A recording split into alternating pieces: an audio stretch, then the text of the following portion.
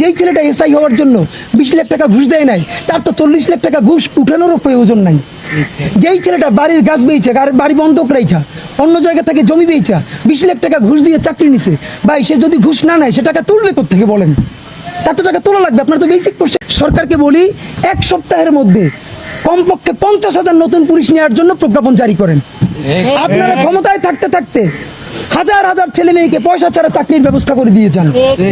এই নিয়োগে যদি কেউ বাগড়া দেয়, যদি কোথাও পয়সার চালাচালি করে, তাদের নাম বলেন, আমরা চামড়া তুলে ফেলবো ইনশাল্লাহ। যদি কোনো নিয়োগ হয়, আমরা প্রত্যাশা করি এই নিয়োগগুলো পয়সা ছাড়া হবে। তা আমরা তো চাই বাংলাদেশের তরুণদের মধ্যে 50,000 ছেলে একটা টাকা খরচ না করে সে পুলিশ হোক। ভাই দেখেন, যেই ছেলেটা এসআই হওয়ার জন্য 20 লাখ টাকা ঘুষ দেয় নাই, তার তো 40 লাখ টাকা ঘুষ উঠানোরও প্রয়োজন নাই। যেই ছেলেটা বাড়ির গাছ বেচে, বাড়ি বন্ধক রাইখা অন্য জায়গা থেকে জমি বেচা 20 লাখ টাকা ঘুষ দিয়ে চাকরি নিছে, ভাই সে যদি ঘুষ না নেয় সে টাকা তুলবে কোত্থেকে বলেন? তার তো টাকা তোলা লাগবে। আপনার তো বেসিক কোশ্চেন করতে হবে। আমাদের প্রশ্ন, এই গণহত্যাকারী আওয়ামী লীগকে যে আপনি এখন ধরবেন কার দিয়া? আপনার পুলিশ কই?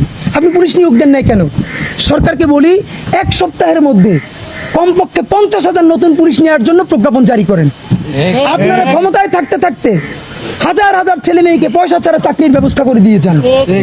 এই নিয়োগে যদি কেউ বাগড়া দেয়, যদি কোথাও পয়সার চালাচালি করে, তাদের নাম বলেন, আমরা চামড়া তুলে ফেলবো ইনশাল্লাহ। বন্ধুরা আমার, তাহলে পুলিশের কথা বললাম, আদালতের কথা বললাম। আপনাদের কাছে আমাদের যেটা গুরুত্বপূর্ণ আরো কয়েকটা কথা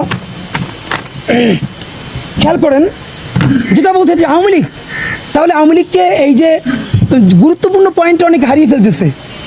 আওয়ামী লীগ